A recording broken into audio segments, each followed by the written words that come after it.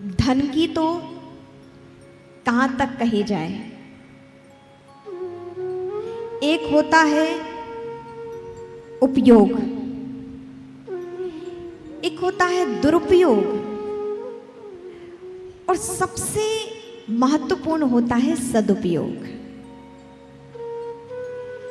यदि आप उपयोग नहीं कर रहे हैं तो स्मरण रखें कि हम जीवन में प्राप्त वस्तुओं का दुरुपयोग भी ना करें। अति निम्न माना गया है, दुरुपयोग ना हमारे द्वारा हो, क्योंकि धन आते ही 10 प्रकार के दोष व्यक्ति के जीवन में आ जाते हैं। क्रोध, और जो जो धन बढ़ता है त्यों त्यों और प्राप्त करने की लालसा। 100 आने की सोचते हैं और 100 प्राप्त हो जाए तो 1000 आने की इच्छा बनी रहती है। 1000 हाथ में आ जाए तो ये नहीं कि हमारी कामना पूरी हो गई, अब 1,00,000 की इच्छा बनती है, और 1,00,000 आ जाए तो करोड़ों की ओर भागते हैं। तो लालच, मोह और बढ़ता जाता है। ये धन का बहुत बड़ा दुर्गुण है। लेकिन जिनके पास परम धन है उनको ये दुर्गुण उनके अंदर आ नहीं पाता है। और परम धन क्या है? प्रभु का नाम। जिसने भगवान के नाम को संबल बना लिया और फिर उसे सब कुछ प्राप्त है, फिर उसकी मति भ्रम नहीं हो सकती। नरसिंह जी के पास भी बहुत धन था, भगवान ने उन्हें सेठ बना दिया था, लेकिन भगवान से ऐसे जुड़े रहे कि धन उन पर बड़ा प्रभाव न डाल सका। अपितु धन के बहुत बड़े दोष हैं, 10 दुर्गुण हैं। मोह जागृत होता है, क्रोध जागृत होता है, लालच जागृत होता है, संबंधों से दूरी हो जाती है। सबसे बड़ी बात, धन आते ही व्यक्ति अपने संबंधों को भूल जाता है। और अपरिचित भी, यदि आपके पास धन है तो अपरिचित भी आपके अपने बन जाते हैं। और यदि खुद में विकृति आ जाए तो स्वयं के परिचित भी दूर हो जाते हैं। और किसी ने तो बहुत अच्छी बात कही है कि जिनके लिए हम सब कुछ करते रहे वो कभी अपने ना हुए। जिनके लिए हम सब कुछ करते रहे वो कभी अपने ना हुए, और जो अपने हुए उनके लिए कुछ करना ही नहीं पड़ा, और जो अपने हुए उनके लिए कुछ करना ही नहीं पड़ा। तो धन के बहुत दुर्गुण हैं। तो कहने का तात्पर्य है, धन का दुरुपयोग, उपयोग और सदुपयोग, ये 3 इसकी श्रेणियां हैं। सबसे उत्तम श्रेणी क्या है? सदुपयोग। दुरुपयोग, यदि आप आप उपयोग में लाएं, बहुत अच्छी बात है, लेकिन यदि आप उपयोग में नहीं कर रहे हैं और यदि आप सदुपयोग की ओर नहीं बढ़े तो देखिएगा दुरुपयोग अपने आप हो जाता है। इसलिए धन की सर्वश्रेष्ठ गति है सदुपयोग। और देखिएगा सबसे बड़ी बात क्या है, हम मनुष्य बने हैं तो भगवान कभी ये ना सोचें कि मैंने इसे बनाकर गलती की। हम सब मनुष्य बने हैं, हमारे जीवन में कोई ऐसा कार्य ना हो कि भगवान ये सोचे कि अरे हमने इसे बनाकर गलती की।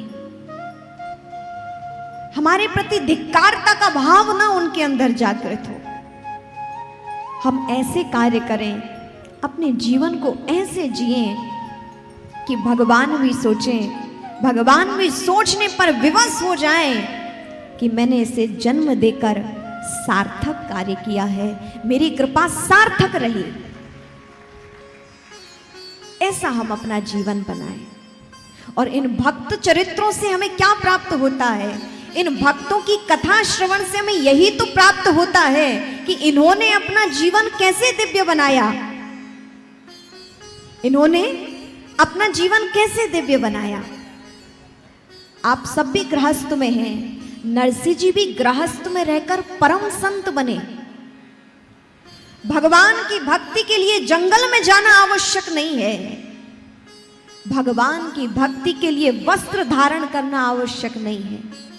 आप जैसे हो अपने मन को आप दिव्य बना लो, भगवान आपको वहीं स्वीकार कर लेंगे।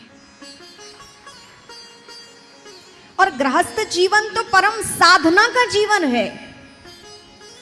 स्मरण रहे, जंगल में जाकर तपस्या करना सहज है, लेकिन गृहस्थ में रहकर तपना, तपस्या करना और फिर भगवान को प्राप्त कर लेना, ये अत्यंत कठिन है। और उसी का जीवन धन्य है जो गृहस्थ में रहकर, इन झंझटों में भी रहकर अपने आप को मुक्त कर ले। किस प्रकार? मैं जल में रहूं तो ऐसे रहूं जैसे जल में कमल का फूल खिले, जैसे जल में कमल का फूल रहे।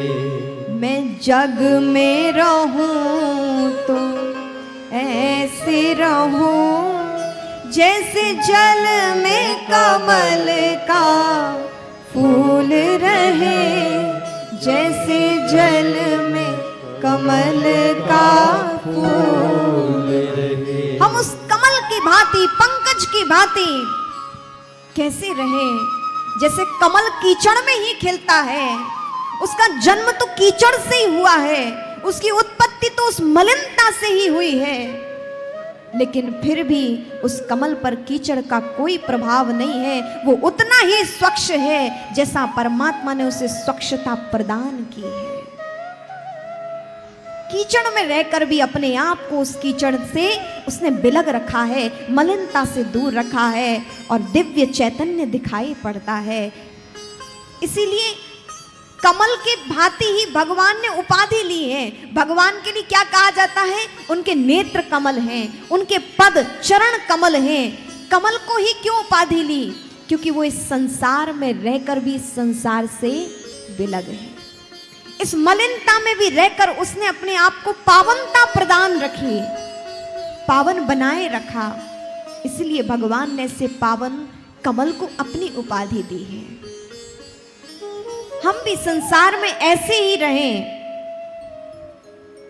संसार के कार्य करते हुए, कर्तव्य करते हुए अपने आप को परमात्मा से हम जोड़े रखें।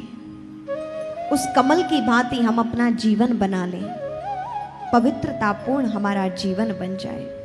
और इन भक्त चरित्रों से हमें यही श्रवण करने को मिलता है, यही जानने को मिलता है कि इन्होंने गृहस्थ में रहकर, संसार में रहकर अपने आप को कमलवत बनाकर प्रभु को पाया है, प्रभु को प्राप्त किया है।